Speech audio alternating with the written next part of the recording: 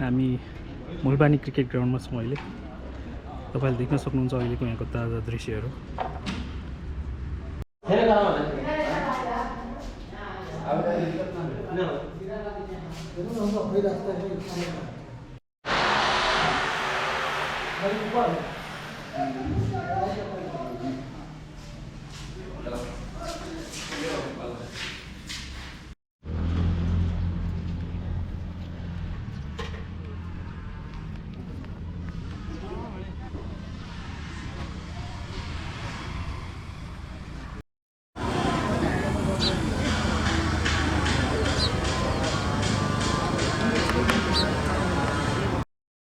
पार्किङमा गाडीहरू पार्क गर्न थालिसकिएको छ।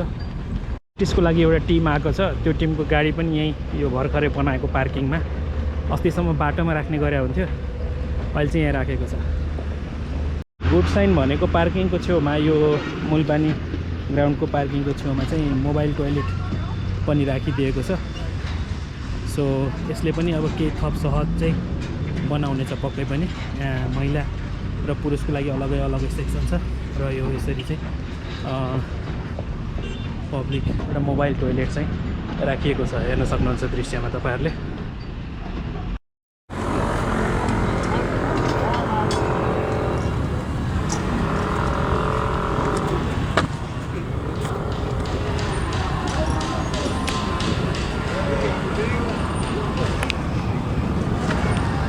एसियन क्रिकेट काउन्सिलको प्रतिनिधिहरू पनि आउनुभएको छ। अहिले ग्राउन्डमा हेर्दै हुनुहुन्छ।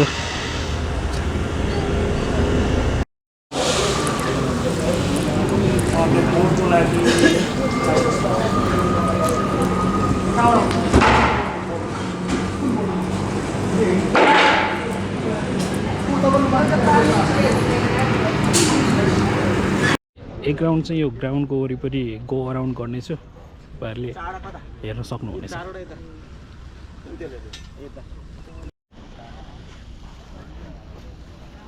पानीहरू राख्ने काम भइरहेको छ।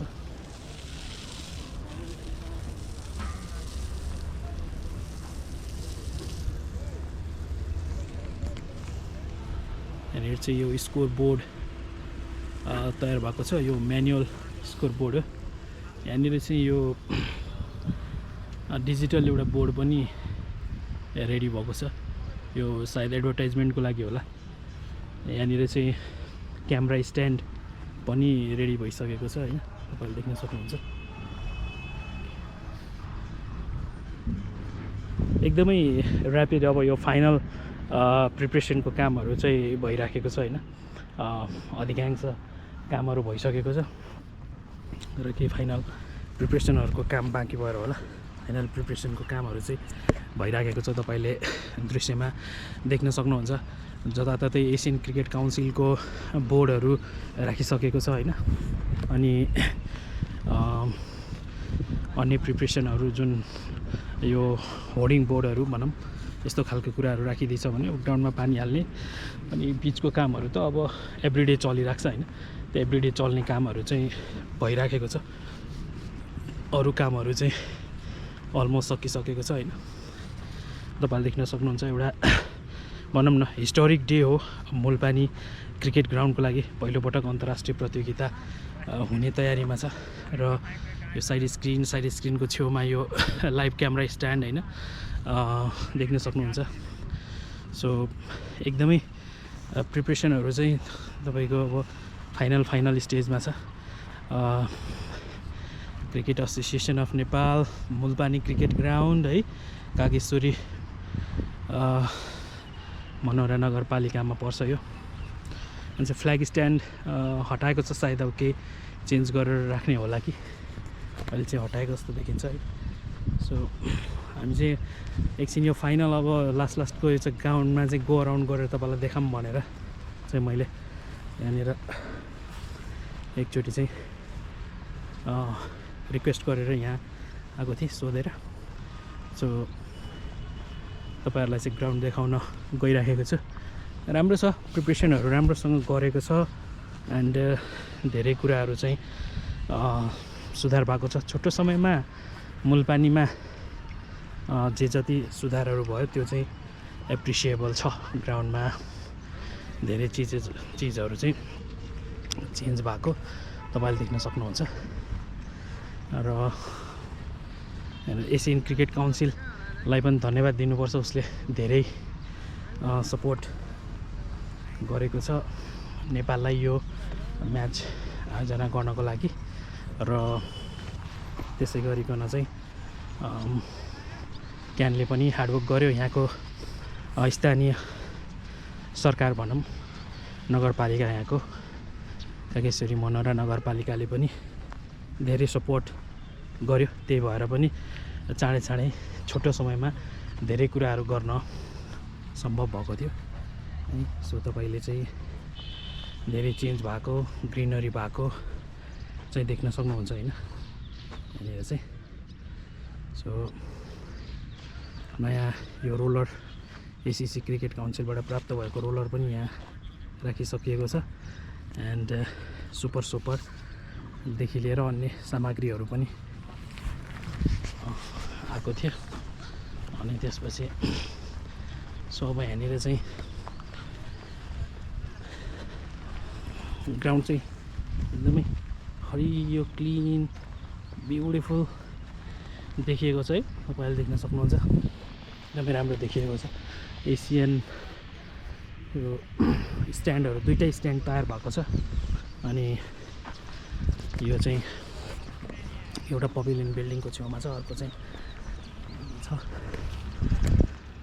सो यहाँनिर चाहिँ यो लाइभ क्यामेरा स्ट्यान्ड छ होइन, र यो साइड स्क्रिन पनि। ग्राउन्डको लागि चाहिँ नापजाँच गर्दै हुनुहुन्छ सरहरूले ग्राउन्डको बाउन्ड्रीको साइजको लागि।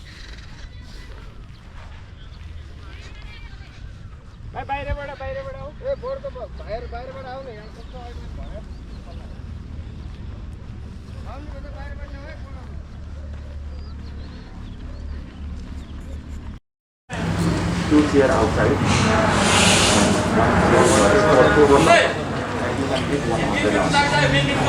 You can keep one of them out.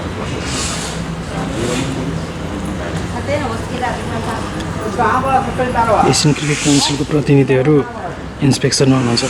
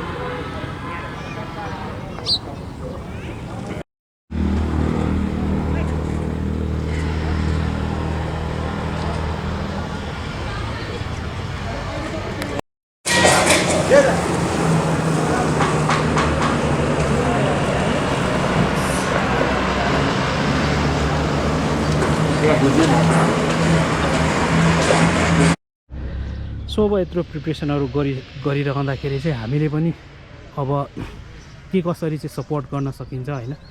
अब जस्तै अब एज अ दर्शक, एज अ क्रिकेट फ्यान हामीले के गर्न सकिन्छ, हामी चाहिँ अब ग्राउन्डमा आएर सपोर्ट गर्न सकिन्छ टिमलाई होइन। आफ्नो टिमलाई सपोर्ट गर्दाखेरि अरू टिमलाई चाहिँ हतोत्साहित पार्ने खालको कामहरू चाहिँ गर्नु भएन। हतोत्साहित भन्नाले अब पर्सनली नाम लिएर अब के भनौँ न, त्यस्तो भन्दाखेरि चाहिँ अलिकति असर पर्न सक्छ। अरू चाहिँ अब त्यो त अब खेलमा अलिकति भइ नै हाल्छ होइन। अब सबैजना क्वालिफाई हुनलाई जित्नलाई खेल्न आउने हो। जित्नलाई खेल्न आउँदाखेरि चाहिँ त्यो खालको एउटा भनौँ न हाई भोल्टेज देख्न पाइन्छ, जुन हामीले अब नेपाल र युएको म्याचमा पनि धेरै पटक देख्न पाउँछौँ होइन। सो अब हामीले चाहिँ अलिकति भनौँ न दर्शकको रूपमा पनि अब यहाँनिर आएर यो प्रतियोगितालाई चाहिँ सक्सेसफुल बनाउनु छ। त्यो भने अन्य प्रतियोगिताहरू पनि पाइपलाइनमा छ भन्ने सुनिन्छ। अन्य प्रतियोगिताहरू पनि नेपालले आयोजना गर्न पाउनेछ। त्यसपछि यो प्रतियोगिता राम्रोसँग सफल हुँदाखेरि अब अनेक दृष्टिकोणले यो प्रतियोगिता सफल हुँदाखेरि चाहिँ अब 3टा प्रतियोगिताहरू छ, त्यो प्रतियोगिताहरू पनि नेपालमा आउन सक्छ। सो अब एज ए क्रिकेट फ्यान हामीले त्यसमा पनि अलिकति चाहिँ ध्यान दिन जरुरी छ। सेक्युरिटी पर्सनल्सहरूले पनि अब इन्सपेक्सन गर्न थालिसक्नु भएको छ ग्राउन्डलाई होइन, किनभने अब अन्तर्राष्ट्रिय स्तरको म्याच हो, भोलिबाट म्याच सुरु हुँदैछ। सो त्यसले गर्दाखेरि चाहिँ सेक्युरिटी पर्सनल्सहरूको उपस्थिति पनि उल्लेख्य मात्रामा देख्न सकिन्छ। सो अब भनौँ न फाइनल अवस्थामा चाहिँ पुगेको छ र हामीले चाहिँ ती सबै कुराहरू फाइनल प्रिपरेसनहरू, फाइनल ग्राउन्डको फाइनल भनौँ न टचअपहरू त अब हिजो अस्ति नै भइसक्यो। बाँकी रहेको केही सानातिना कामहरू, झिनामसिना कामहरू चाहिँ भइराखेको छ भने अन्य सबै कुराहरू चाहिँ अलमोस्ट सबै कुराहरू भइसकेको देखिन्छ। अब हाम्रो बङ्गलादेशबाट आउनुभएको क्युरेटर ममुन भाइले अब धेरै हार्डवर्क गर्नुभएको छ, त्यसको लागि उहाँलाई र उहाँको टिम नेपालका साथीहरू जो खटिनु भएको छ, उहाँहरू सबैलाई चाहिँ धेरै धेरै धन्यवाद छ।